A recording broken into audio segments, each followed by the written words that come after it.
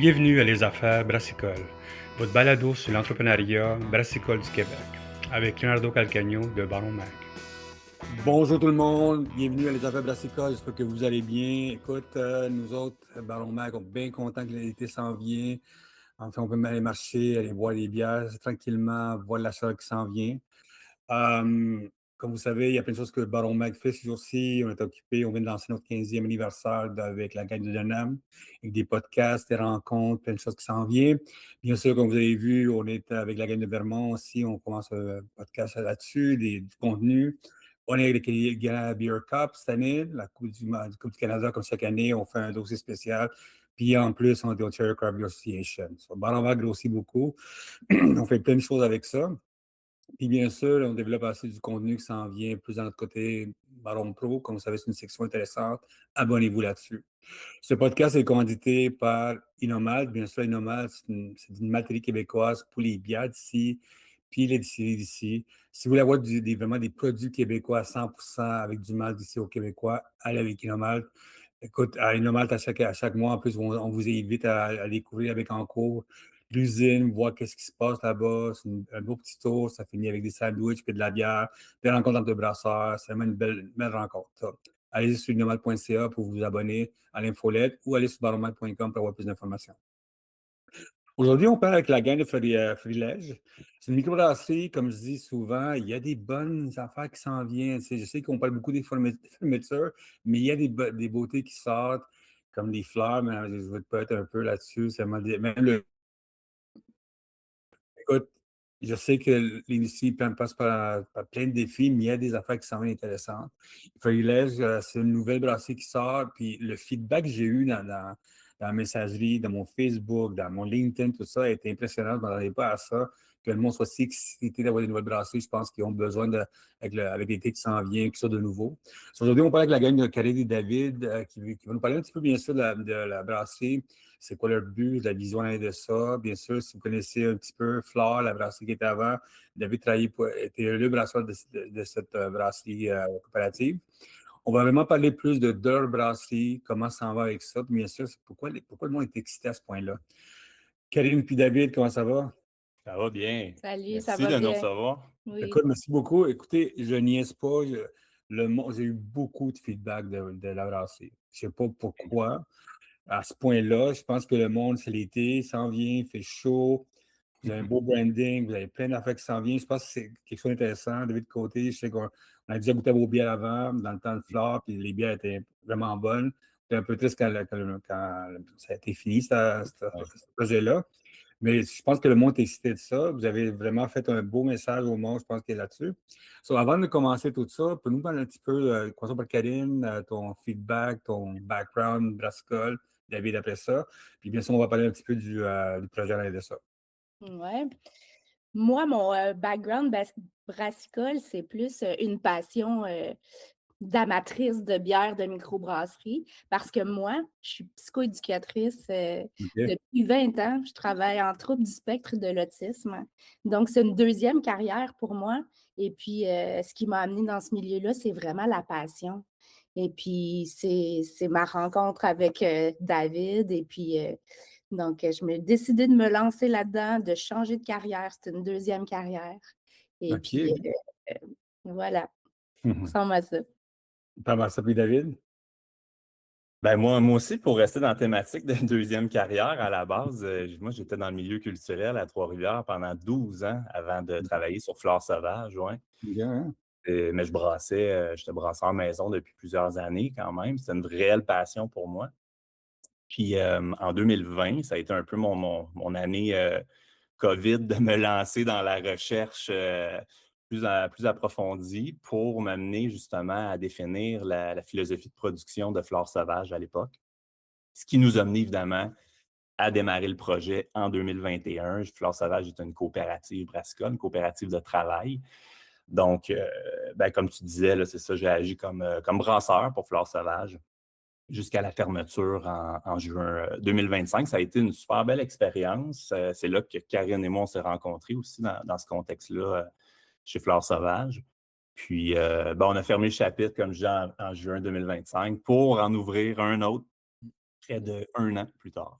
OK, OK, OK.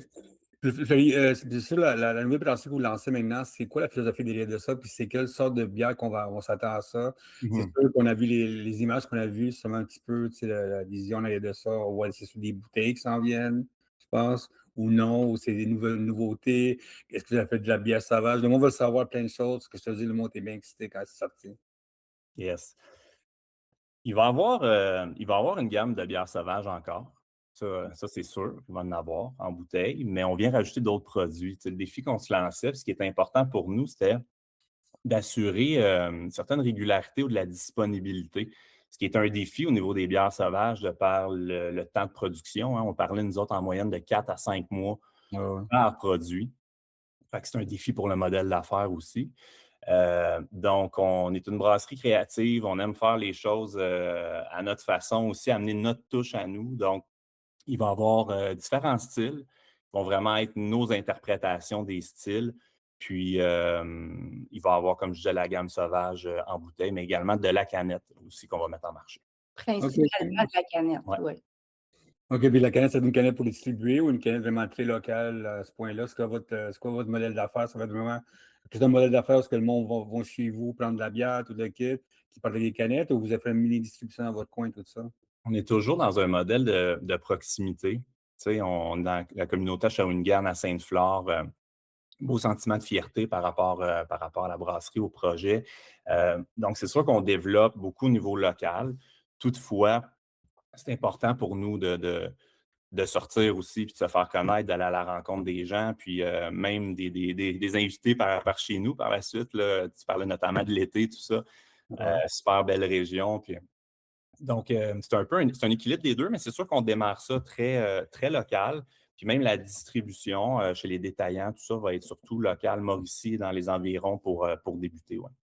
OK, OK.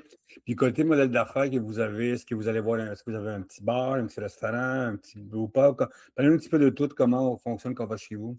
Yes. Oui, oui, certain. Moi, je vais m'occuper du pub, puis de l'accueil. Tu sais, notre année, d'ouverture d'opération avec Fleurs Sauvages, ça nous a permis de faire une super étude de marché, en fait, puis de récolter les commentaires, et les besoins des gens qui passaient, par là. Et puis, ce qu'on a décidé de faire, c'est de mettre de l'avant tout ce qu'on nous avait demandé qu'il n'y avait pas de disponible, tu OK. comprends? Puis, une des principales choses, c'était de la nourriture. On avait, des planches de saucisson, puis quelques trucs, un petit menu grignotine, mais c'était pas suffisant pour retenir les gens.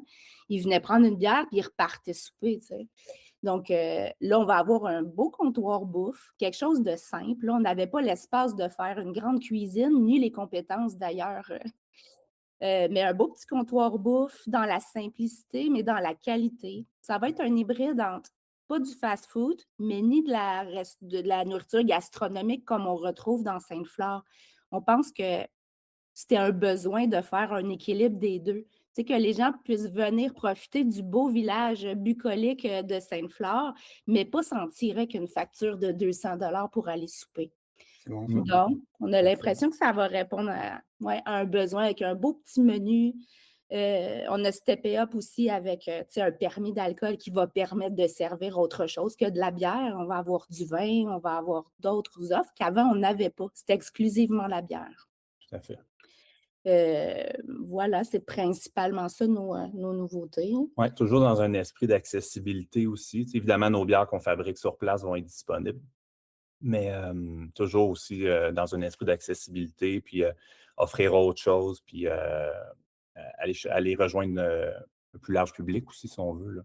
Avoir un écran de télé, là, on prévoit présenter, le hockey la saison prochaine, se faire une salle de sport. Je pense que les villageois vont être contents de pouvoir venir écouter la game, à brasserie. Si on se le faisait demander avec Fleurs Sauvages, puis on n'était pas trop sûrs de l'idée, mais là, ça va le faire. Écoute, il y a la bière puis l'alcool, puis ouais, le vin, puis le sport, ça Ça va marche. ensemble. Oui. C'est quand l'ouverture? C'est quand vous attendez ouvrir ça, vous autres? Je sais que vous êtes en train de brasser, tout ça. Vous avez dit que l'ouverture est imminente, mais c'est quand vous allez ouvrir la brasserie? On était prudents sur la date parce que tu comprends que des fois, il y a des délais qu'on n'a pas prévus, des permis à recevoir, puis tout, là. Tout à fait. Mais là, le 19 juin, probablement qu'on va l'annoncer, là, 19 Ouais, juin. Ouais. excellent. Côté bière, c'est sûr, est-ce que vous avez déjà pu nous dire quelle sorte de bière qui va sortir en soi, déjà le 19, disons que le 19 juin, on va chez vous. Est-ce qu'il y a déjà des canettes qu'on peut connaître? Est-ce que les noms vont être différents? À quoi on doit s'attendre? À combien de fûts? Allez, tout le container que vous avez besoin qu'on sache qu'est-ce qui s'en vient. En juin, on va mettre en marché 5 produits. Il va y avoir 4 produits en canette sur ces 5 produits-là, puis un produit en bouteille, une bière sauvage. Nice. Les amateurs des bières sauvages, là, de fleurs sauvages vont reconnaître une certaine signature, évidemment. Tu te rappelles, là, on travaillait avec des micro-organismes récoltés dans la flore locale. Donc, évidemment, c'est une expertise qu'on a, Ouais. qu'on aime beaucoup. C'est une philosophie de production qu'on veut maintenir aussi sur cette gamme de produits-là. Puis sinon, ben, des belles surprises pour les autres produits. Ce que je peux dire, on aime les bières houblonnées bien faites, bien équilibrées, les bières de soif aussi avec l'été qui s'en vient. Donc, ouais, il va y avoir une plus grande diversité de produits également. C'est intéressant parce que la façon dont vous parlez maintenant, c'est le côté, tu sais, que vous avez appris des erreurs, pas les erreurs, mais tu sais, qu'est-ce qu'une brasserie qui était avant, puis maintenant, tu sais, le Ouais. fait, comme tu dis, d'avoir mis une TV en dedans qu'on ne mettait pas avant, tout ça. Puis je pense aussi qu'il y a un changement de beaucoup de brasseries, c'est d'aller voir la clientèle, puis la changer, la clientèle à ça, tu sais. Puis je trouve intéressant que vous avez vu ça, vous faites les défis, tout ça. Qu'est-ce que vous avez appris de votre dernier brasserie à maintenant? Et puis qu'est-ce qu'on doit conseiller le monde? Parce que la beauté de ça, c'est que vous avez quand même appris dans le terrain. C'est pas n'importe quoi maintenant. Vous avez pris des affaires intéressantes.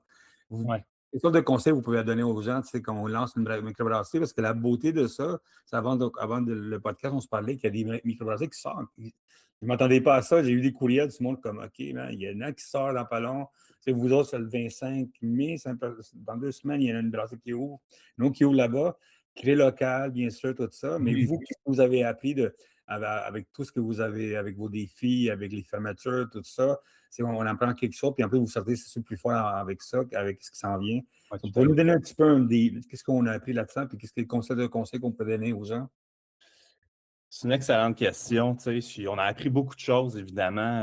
Ça a été une expérience très positive, surtout pour la suite, là, pour nous. Comme je disais tantôt, ça aura pris 1 an pour reprendre ça puis dire OK, go, on relance un nouveau projet complètement renouvelé, complètement indépendant. Euh, le conseil que moi je donnerais, ou en tout cas, moi j'en ressors beaucoup avec prenons le temps, tu sais, bien choisir son modèle. Et je dis ça, tu sais, moi j'aimais beaucoup le modèle coopératif pour en avoir démarré deux coopératives. Ça a été un enjeu. C'est venu avec beaucoup de difficultés pour Flore Sauvage, honnêtement. Puis c'était une jeune coopérative, hein, démarrée en 2021. Opération Brassicole, on a commencé en 2023, puis on a fermé en 2025, donc c'était tout jeune. Karine disait tantôt, on a ouvert 1 an le salon de dégustation, hein, de mars 2024 jusqu'à juin 2025. C'était très, très jeune. On n'a jamais pu vraiment lancer adéquatement ce projet-là. Puis pourtant, il y a eu beaucoup de temps qui a passé, tout ça. Mais pour des raisons de structure financière, d'enjeux, au niveau de l'équipe, au niveau, il faut prendre le temps de bien monter son projet. Puis, chose qu'on a faite là aussi, on est parti de cette expérience-là. On a pris un bon recul. La raison pour laquelle on avait choisi de mettre fin à l'aventure Flore Sauvage, parce qu'on ne pouvait pas atteindre nos objectifs. Puis on avait une vision très claire d'où on voulait aller avec ce projet-là. Malheureusement, ça a nécessité ça. Mais aujourd'hui, on en est extrêmement fiers. Ça prend quand même beaucoup de courage, beaucoup d'engagement de le faire, de prendre le recul qu'il faut. Dans l'inconnu aussi, on ne savait pas ce qui allait exactement se passer après ça. Mais on l'a fait, on s'est accroché, on a travaillé super fort. Puis on a pris le recul, on s'est bien entouré également. Donc, on voit, c'est ça, quand je parle d'expérience complètement renouvelée, projet complètement indépendant, on vit un tout autre projet présentement que la première fois, de par cette expérience-là, puis le temps qu'on y a mis aussi. J'ai quelque chose à ajouter. Vas-y. Ce qu'on a appris aussi, c'est que c'est important d'avoir sa vision, puis de porter son projet selon sa vision, mais c'est important aussi d'écouter les besoins des gens, puis de faire une espèce d'hybride entre les deux, parce que si on est trop focus sur notre mission, puis qu'on n'écoute pas ce que les gens veulent, ça ne fonctionne pas, ça ne sont pas contents, on ne répond pas aux besoins. Puis d'un autre côté, si on écoute tout ce que le monde veut, les gens sont exigeants aussi, puis ils veulent tout. Ils veulent toutes sortes de choses qui ne sont pas nécessairement dans notre créneau puis qu'on n'a pas envie de faire. Fait que ça prend un bel équilibre, je pense, entre notre vision, être solide avec ce qu'on veut offrir, mais être à l'écoute des gens aussi. Puis de s'élargir les horizons, puis d'offrir des choses qu'on n'aurait peut-être pas pensé au départ parce que ça ne nous tentait pas, mais que c'est pas nos besoins qui sont mis de l'avant, c'est les besoins de la clientèle. Vous allez faire votre TED Talk dans pas long avec ça, hein. Ça, c'est vraiment, ça va être intéressant. Mais c'est intéressant parce que l'affaire, oui, on apprend le quotidien apprend des affaires. Puis moi, j'ai beaucoup de brassiers qui m'appellent quand ils ferment après ça, puis on discute. Moi, j'aimerais tout le temps parler avec eux autres quand ils ferment. Personne ne veut parler tout le temps de ça, mais c'est intéressant de savoir ce qui se passe. Côté brasserie, c'est combien d'hectolitres qu'on s'attend à chaque année à peu près? Il y a combien de bières que ça vous tente de faire? Il y a combien de fûts qu'on va avoir accès? Puis vous allez avoir des invités aussi? Qu'est-ce qui se passe là-dedans? On a une brasserie d'une capacité d'environ 700 hectos par année. OK, c'est bon. On part, notre modèle il est fait aussi là, pour qu'on démarre très, très, très graduellement dans les 3 premières années là, d'opération. Donc, ça donne une idée à peu près là, des possibilités. Puis, dans le fond, au niveau, il va effectivement y avoir canettes, bouteilles, comme on disait, et des fûts également. D'un certain pourcentage, là, on parle d'un 30 de fûts à peu près sur la production. OK. Bon. Puis vous autres, comment ça a été le retour de votre brasserie, la brasserie chez vous? Comment ça a été la communauté? Parce que, comme je dis, la communauté brassicole est excitée, number one. Comme je dis, vous avez dû faire une vidéo pour vous expliquer qu'est-ce qu'on fait déjà, c'est quelque chose d'intéressant. Ouais. Comment ça a été dans votre coin à vous autres, la communauté dans votre coin à vous autres? C'est comme je dis, à côté brassicole, ça va bien, vous avez un bon feedback, mais à côté de chez vous, est-ce que le monde sont bien contents d'avoir la brasserie, une nouvelle brasserie qui arrive chez eux? Le monde commence à déjà commencer à savoir qu'est-ce qui se passe. Est-ce qu'il y a du monde qui frappe à la fenêtre encore puis check en dedans? Pour vrai, oui. C'est des gars, c'est sûr que c'est des gars qui frappent à la fenêtre. C'est sûr. C'est sûr. Pas juste des gars. Pas juste des Pas gars. des gars, vous êtes chanceux. Non. Ça commençait à être connu qu'il y avait une brasserie au village qu'on a fermée. Puis, tu sais, il y avait de plus en plus de gens qui venaient, des fidèles, qui venaient tous les week-ends. Puis, ça commençait à être effervescent, puis on a fermé nos portes. Fait que je pense qu'on récupère un petit peu cette gang-là qui était donc bien déçue. Puis fait que oui, on sent une effervescence. Hein, oui, on se fait beaucoup questionner. C'est pour ça, le vidéo, on répondra sûrement à d'autres questions parce qu'on ne s'attendait peut-être pas, nous non plus, à autant d'enthousiasme par rapport à tout ça. Ouais, vraiment. À ce point-là, vous avez, moi, je te dis, le monde sont excités avec tous les fermetures, je pense que c'est intéressant qu'ils existent. Vous autres, vous êtes dans un nouveau modèle, vous autres qui existent maintenant de plus en plus, c'est un modèle de proximité, comme on se parle au début. Les brasseries qui viennent d'ouvrir, c'est des brasseries de proximité à 100%. Est-ce que vous pensez seulement sur le retour du balancier que le monde, ils ont trop penché vers un peu le modèle Molson, la batte, tout ça, de grossir, puis on revient à remporter la production, la force de la proximité comme microbrasserie dans le coin? Est-ce que vous voyez de plus en plus du monde qui vous contacte pour ça ou vous voyez ça dans le système? Oui, on s'est fait beaucoup approcher par des gens qui étaient inspirés par ce modèle-là, qui étaient intéressés par ça. Je pense que oui, il y a un certain retour en soi du balancier où c'est un modèle auquel on croit. Puis, la bière, c'est un produit de partage, c'est un produit d'accessibilité aussi. Mm-hmm. Je pense que ça prend ancrage dans le terroir, dans la communauté locale à la base où elle est produite. Fait que, en toute simplicité, c'est important pour nous. Ça rejoint l'écoute de la clientèle aussi, là, dont Karine faisait référence tantôt. On est fiers d'être situé à Shawinigan, à Sainte-Flore, puis je pense qu'il y a un sentiment de fierté aussi dans cette communauté-là, puis ça nous rejoint, puis on écoute ça là, beaucoup. Là. Excellent, excellent. Pourquoi le nom? Il y a un petit peu le design, c'est intéressant comme design que vous avez eu. Comme je dis, ça fait très hippie comme design. Mais c'est quoi le nom? Pourquoi le nom en arrière de ça? Est-ce qu'il y a une signification en arrière de ça? Puis bien sûr, l'imagerie en arrière de ça que vous avez mis en place. Accroché sur les murs de la brasserie précédente, il y avait un cadre qui était marqué Florilège dessus, qui faisait référence à une galerie d'art qu'il y a eu dans les années 50 dans le village de Sainte-Flore. Okay. Donc, le mot Florilège, on le voyait souvent parce qu'il était sur nos murs. puis on trouvait ça beau, puis on avait l'intention de brasser une bière qui s'appellerait Florilège. Ça OK. fait référence à Sainte-Flore, au village. Puis ensuite, quand on s'est mis à voir la définition de ce mot-là, Florilège, on trouvait que ça le faisait du sens que c'est ça, c'est un assemblage de belles choses, tu sais. Un OK. assemblage d'ingrédients de qualité pour faire des bonnes bières, un assemblage d'ingrédients de qualité pour faire des bons petits plats, Ouais, puis un assemblage l'expérience. de qualité de ressources humaines pour rendre l'espace chaleureux, accueillant. OK, OK, OK. Puis pour le design, un petit peu le branding en arrière de ça, est-ce que ça va refléter aussi les canettes, puis les bouteilles, tout ça? D'où ce qui vient le design? On voulait quelque chose de bien plus éclaté qu'auparavant. C'était très sobre avant. C'était beau, mais c'était sobre.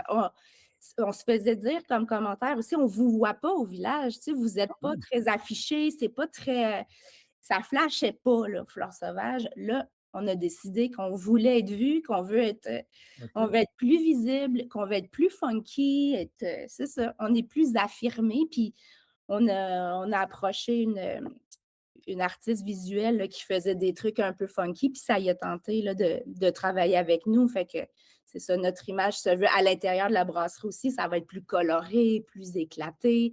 Puis tu sais, le design, l'univers visuel de Laurie Parent, Lopa, qui est la fille avec qui on travaille, c'est parfois un peu difficile à comprendre, mais c'est ça qu'on veut. On veut sortir de la boîte aussi un peu. Puis moi, tu sais, comme je disais, j'ai travaillé en trouble du spectre de l'autisme longtemps. Ça se peut on veut aussi avoir des stagiaires autistes. On veut sortir un peu de la boîte puis mettre en valeur aussi la différence ou qu'est-ce qui est un petit peu en dehors de la boîte, c'est ça. Fait que c'est un peu ça l'art de Laurie Parent, c'est des fleurs, mais les fleurs sont funky, ils ont des drôles de yeux, c'est spécial, tu sais, on voulait que ce soit spécial. Ah, moi, Que ce soit j'adore. Ça fait penser à de l'art des années 70, très psychédélique, mais c'est vraiment cool. Hein. Quand je l'ai vu, mais, ouais, vous avez tout à fait des belles images tout le temps. Vous faites beaucoup de travail là-dessus derrière de ça. Est-ce que vous allez de plus en plus, est-ce que votre modèle d'affaires, est-ce que vous pensez déjà à 2, 3 ans de qu'est-ce que vous voulez avoir comme business ou tranquillement, vous dites on va faire 10 jours par jour? Qu'est-ce que vous avez dans 3 jours en tendance? Qu'est-ce que vous aimeriez vraiment plus que ça? Parce qu'il dit, il faut se donner un plan, c'est ça qu'on se lance en affaires, c'est bon, Mhm. un plan de 5 ans, mais vous, dans 2, 3 ans, vous voyez où votre projet? Ben, c'est sûr que d'un point de vue production, là, tu sais, moi qui étais en charge de ce volet-là, je parlais tantôt de notre capacité et tout ça. Fait qu'on s'est fait un plan, évidemment, à moyen long terme. Il faut y penser là, au début, ça c'est sûr. Mais avec un cheminement graduel, la production, l'idée, c'est ce qui fait toujours partie de notre philosophie, tu sais, au niveau de la prod, c'est prendre le temps aussi de bien travailler les produits. Pas, on rush rien, on le faisait avant. Je pense que c'était apprécié. À Fleurs sauvages, les produits étaient reconnus. Donc, on garde cette même philosophie-là à Florilège. Tu sais, ça, c'est super important. Fait que de cheminer graduellement puis de prendre le temps de bien faire les choses, ça, c'est pour nous une priorité à tous les niveaux, au niveau du projet. Puis, ben oui, hein, comment tu le vois, toi, Karine? Mais si on réussit à stepper up à chaque année, on va faire que des améliorations. Ouais. C'est-à-dire, on voudrait faire un super beau beer garden dans notre cour. Tu sais, on a l'espace pour faire ça, puis des beer gardens, il n'y en a pas tant que ça. On a des projets, peut-être qu'on agrandirait un peu, mais en même temps, on veut rester simple, là. On n'a pas envie, on vise pas de devenir, de devenir millionnaire, nous autres, là. On veut juste vivre. C'est notre deuxième carrière. On a le goût d'en vivre. On le fait parce que ça nous fait triper Notre vraiment passion. Notre réellement. passion. Si on est juste capable d'en vivre, de faire un profit qui est intéressant pour réinvestir, puis rendre ça toujours juste un peu plus beau, puis plus accueillant, puis stepper up dans les prochaines années. Puis on verra où ça nous mène. Puis il y a peut-être aussi une note intéressante, tu sais, c'est avec les années aussi, l'intégration avec la communauté aussi au niveau événementiel. On a différents projets, différentes possibilités. Ça aussi, c'est une visée, on vise ça là, par rapport au projet. Non, mais c'est intéressant. Vraiment, le côté communautaire, j'allais demander pourquoi vous voulez lancer une microbrasserie, mais non, je comprends. Mais écoute, Karine et David, merci beaucoup de votre temps. Écoute, comme je dis, j'ai plein de questions, mais on va vous laisser aller avec ce brasser comme ça. Bien sûr, on a hâte que le 19 juin, j'espère que ça va se faire. C'était cool que ça soit live. Tu sais. Je sais que c'est long. Les discussions souvent avec cette gang de la régie, puis c'est long. Tout est long avec eux autres. Puis bien sûr, le monde, écoute, on va laisser toute l'information là-dessus. Puis écoute, félicitations encore. Comme je dis, vous êtes c'est bon d'avoir des nouveaux projets qui sortent là-dessus. Puis écoute, Florilège, si je m'attends à ce qui était avant, il y avait plus d'expérience qui était plus comme brasseur. Je pense que ça va être vraiment intéressant comme bière. Je sais que le monde sont bien contents de vous voir dans pas long. Hein. Merci. Merci beaucoup. Tu viendras prendre une bière, Leonardo. Tout doit, je vais souvent dans ce coin-là, ça, je passais, c'est sur vous voir. Merci beaucoup encore. Hein. Merci. Yes, merci. Merci beaucoup tout le monde d'avoir écouté les affaires brassicoles. Comme je dis, Florilège, si tout va bien, 19 juin, sur live ou non, allez sur Instagram, allez bien sûr sur le Facebook pour avoir plus de nouvelles là-dessus. Si vous avez des questions pour les autres, on va laisser toute l'information à l'aide de ça. Je pense qu'ils vont faire d'autres vidéos. Comme je dis, il y a beaucoup de feedback à l'aide de ça. Chez nos lecteurs, plein de monde aussi, sur Facebook, sur Instagram, partout, qui veulent savoir qu'est-ce qui se passe. Suivez là-dessus. Bien sûr, ce podcast est commandité par Inomalt. Rappelez-vous, si vous avez une malterie québécoise, une brasserie québécoise, vous voulez utiliser du malt québécois à 100%, allez à inomalt.ca pour toute l'information. Abonnez-vous, bien sûr, à Baron Pro. C'est tout le temps intéressant. Nous autres, on continue à grossir en aller de ça. Merci beaucoup et à la prochaine.